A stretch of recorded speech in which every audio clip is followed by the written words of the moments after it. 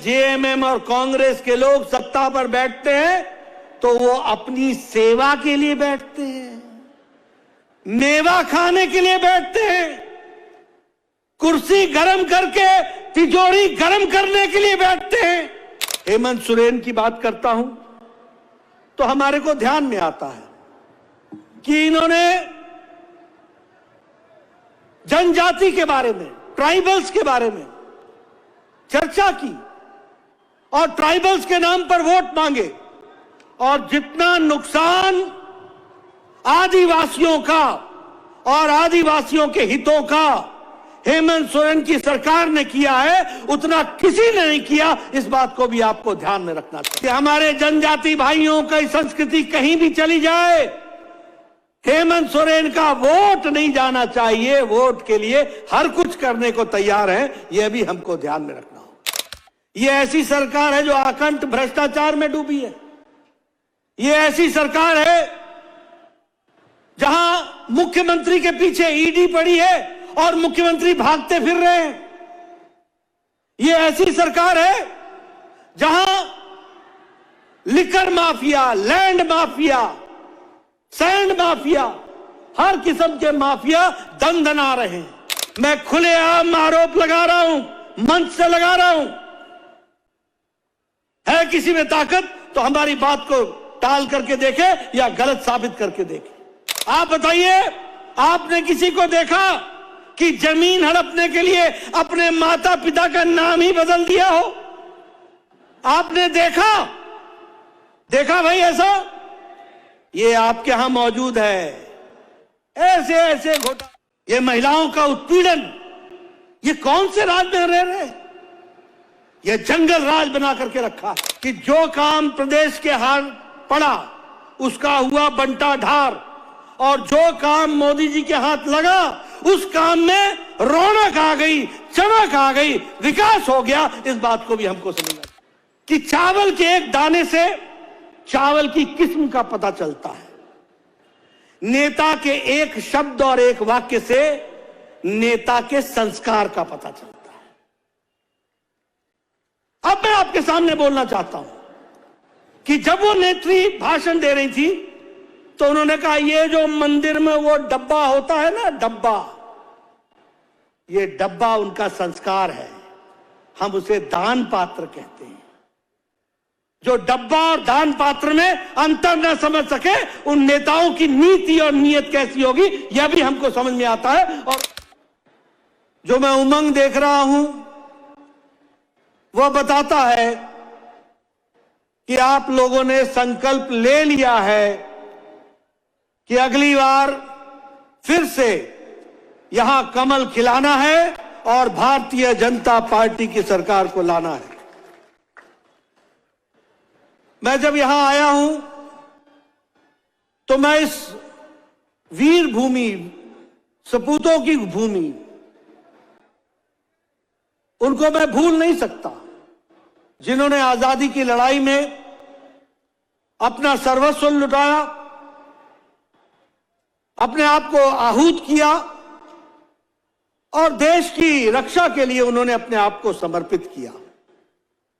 ऐसे में आदरणीय श्री सिद्धू जी को याद करना, कानू मुर्मू जी को याद करना और भगवान बिरसा मुंडा जी से प्रेरणा लेना और उनको नमन करते हुए अपनी बात को प्रारंभ करना, यह हमारा धर्म भी बनता है और उनसे आशीर्वाद लेना यह हमारा कर्म भी बनता है। हम जानते हैं कि आदिवासियों की चर्चा तो बहुत लोगों ने की, आदिवासियों के बारे में बहुत लोगों ने बहुत सी बातें की, लेकिन जनजातीय गौरव दिवस 15 नवंबर भगवान बिरसा मुंडा जी के जन्मतिथि को अगर किसी ने जनजातीय गौरव दिवस के रूप में स्थापित किया तो वो आदरणीय प्रधानमंत्री नरेंद्र मोदी जी ने स्थापित किया। यह भी हमको ध्यान में रखना चाहिए। हम यह भी जानते हैं कि अटल जी ने झारखंड का प्रदेश बनाया। मुझे अपना बचपन याद है, उस समय हम उसको उत्तरांचल कहते थे, और वनांचल कहते थे। ये लड़ाई वनांचल की और उत्तरांचल की लंबे समय से चल रही थी, लेकिन कांग्रेस में दिल्ली में बैठे हुए नेताओं के कानों में पढ़ करके भी इन्होंने जैसे कान में रुई डाल रखी हो, कभी सुनने का नाम न लिया हो, कभी भावनाओं के बारे में सोचा ना हो। इस तरीके की स्थिति भी हमने यहां झारखंड में भी देखी और उत्तर प्रदेश में उत्तरांचल में भी देखी। लेकिन यह भारत रत्न श्रीमान अटल बिहारी वाजपेयी थे, जिन्होंने प्रधानमंत्री बनते ही यहां पर झारखंड की स्थापना की और उत्तर प्रदेश में उत्तराखंड की स्थापना की और 2 नए प्रदेश बना करके दिए। यह भी हम सबको ध्यान में। इसलिए कहने वाले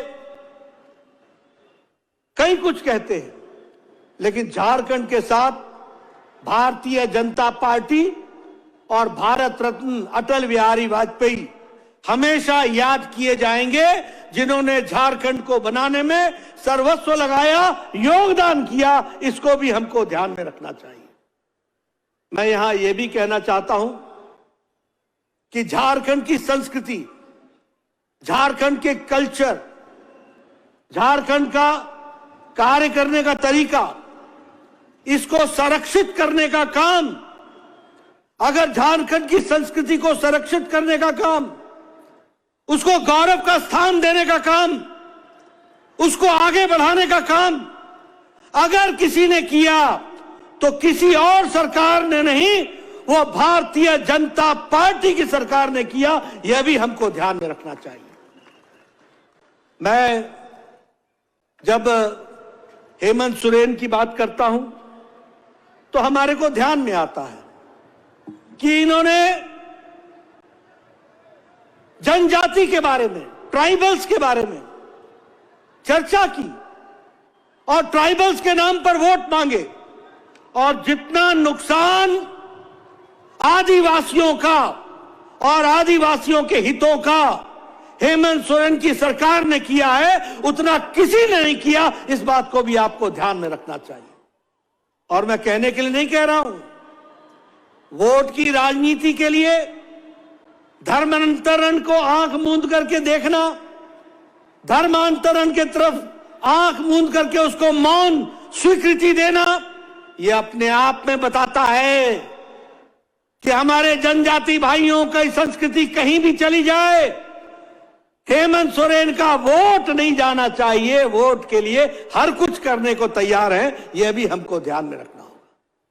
मैं यहां आपसे यह कहना चाहता हूं, इस संकल्प यात्रा जिसके बारे में अभी सब लोगों ने बताया कि 81 में से 75 विधानसभाओं में हो आया है और आज 6 विधानसभाएं हमारे सामने, कुल मिलाकर के हमने 81 के 81 विधानसभाओं तक अपना संकल्प दोहराया है। और जिस तरीके से जनता ने आशीर्वाद दिया है, यह बताता है कि आने वाले समय में भारतीय जनता पार्टी के विचार को मजबूत बनाएगी झारखंड की जनता। इसको भी हमको ध्यान में रखना है। मैं आपके सामने यह भी बताना चाहता हूं, अभी चर्चा हो रही थी, बाबूलाल मरांडी जी कह रहे थे कि यह फरेबियों की सरकार है, यह ऐसी सरकार है जिसमें महिलाओं का सम्मान नहीं है, यह ऐसी सरकार है जो आकंठ भ्रष्टाचार में डूबी है, यह ऐसी सरकार है जहां मुख्यमंत्री के पीछे ईडी पड़ी है और मुख्यमंत्री भागते फिर रहे हैं, यह ऐसी सरकार है जहां liquor mafia, land mafia, sand mafia, हर किस्म के माफिया दंदना रहे हैं। और इसलिए ऐसी सरकार को जाना चाहिए। मित्रों, मैं एक बात आपसे कहूंगा, इस सरकार को तो हम भेज देंगे और यह सरकार आपके माध्यम से ये जाएगी, इसका जाना निश्चित है। लेकिन झारखंड की भोली भाली जनता को एक बात समझा दो